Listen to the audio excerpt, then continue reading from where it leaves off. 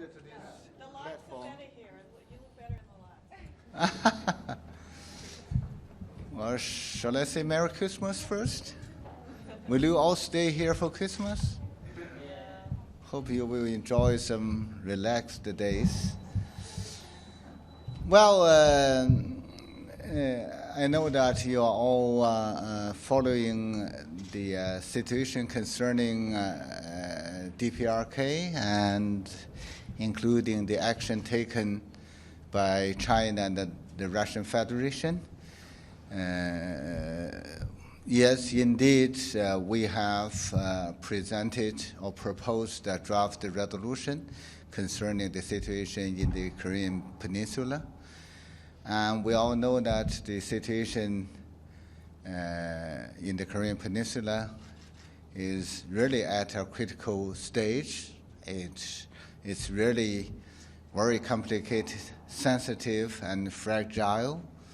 And while we all expect progress forward, we have to really do whatever we can to prevent the situation from rolling back and to prevent a more deteriorated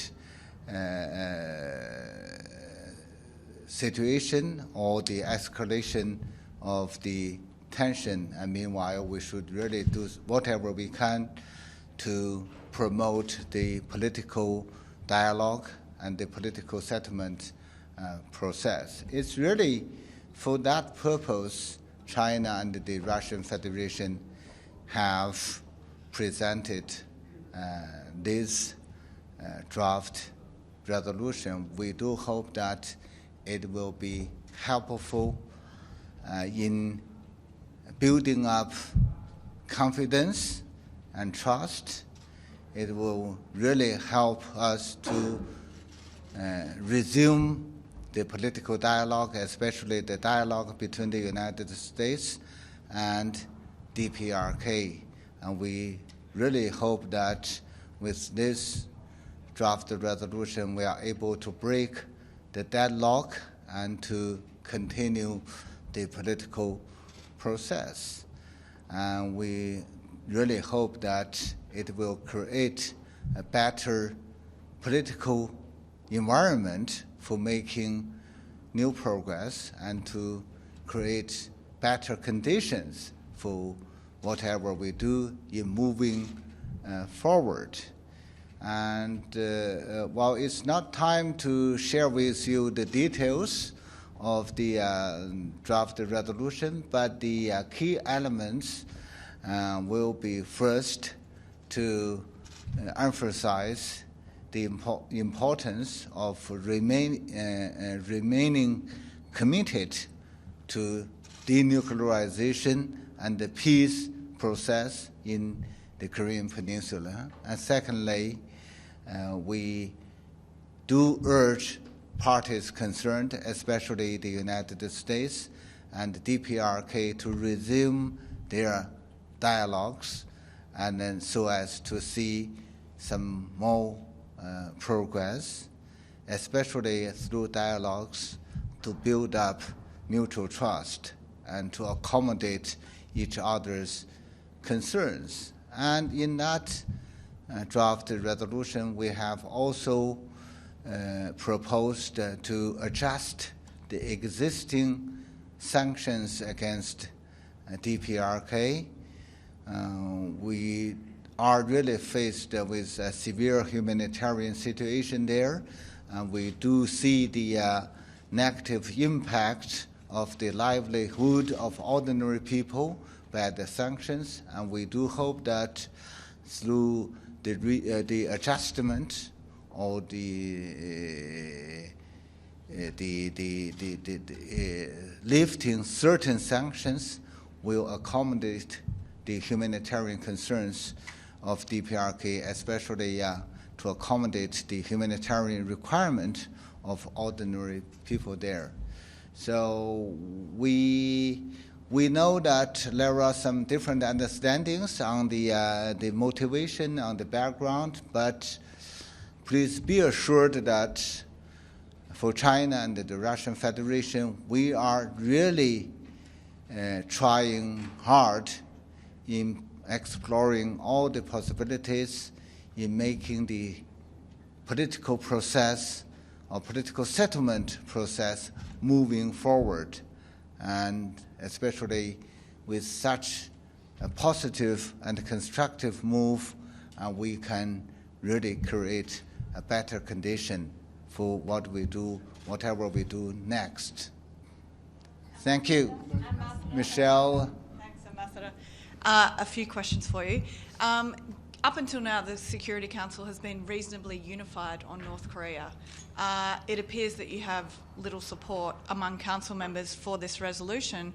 So when do you plan to put it to a vote, and what would that achieve if it fails to even get 9 votes? And a question on Kashmir.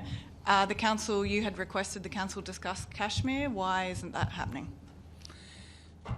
Well, on your first question, I should challenge you by saying that the Security Council was united before, and with this resolution, and then it's less united. Actually, the United Nations Security Council remains united in pursuing denuclearization, in pursuing peace and stability in the Korean Peninsula. And what we are going to do is not to further split the Security Council, but to pursue a united approach in obtaining peace and security there. So we are still discussing the draft resolution, and we are hopeful that there will be more and more support.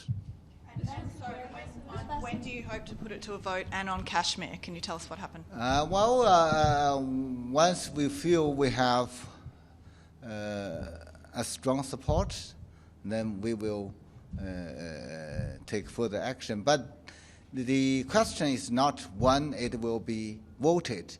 The question or the core goal is to send a constructive, positive message to the parties concerned that we do not want a deteriorated situation, or we do not want a confrontation. We do encourage them to go forward instead.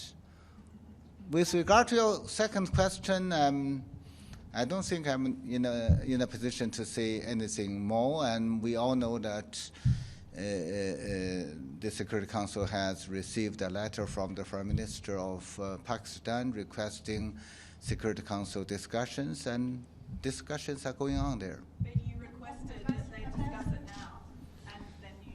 I think we need to give some opportunity for some others. We are too close to each other. And your humanitarian, the Russian-Chinese humanitarian direction is something that has been desperately needed by the North Korean people, and is immensely supported. Now, if the U.S. opposes your humanitarian resolution, they are well aware this will escalate the situation. They're not playing games with a weakling.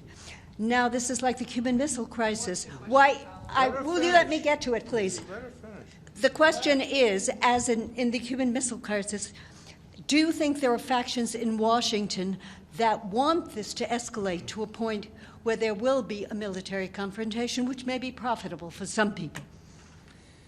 Well, that I don't want to make comment on those domestic political issues, but what I do wish to emphasize is that a peaceful Korean Peninsula is in the interest of all of us, and accommodating the humanitarian requirement in DPRK is really something extremely important for all of us, because we all talk about humanitarianism, we all talk about human rights, and then we do need to do something to meet their basic requirements. It is. Thank you very much.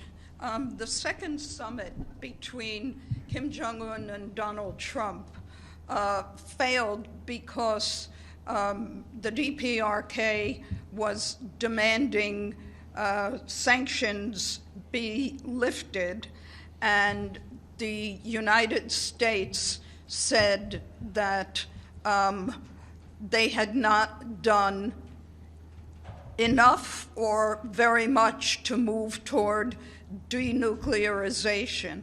What has changed since then that makes you believe that a resolution like this, which is calling for the lifting of sanctions on coal, iron ore, textiles, etc., would be acceptable to the United States and probably quite a number of its allies? Well, thank you, Edith, for your question. And well, yes, indeed, we see some negative development starting from the second summit. And then there might be different interpretations of what are the reasons. But as I see it, whatever we expect, it should be something, some sort of interaction from both sides. You cannot simply expect one party to do more things and with the other party sitting there idle. And we need to have, we need the both parties to work towards each other so as to build up mutual trust.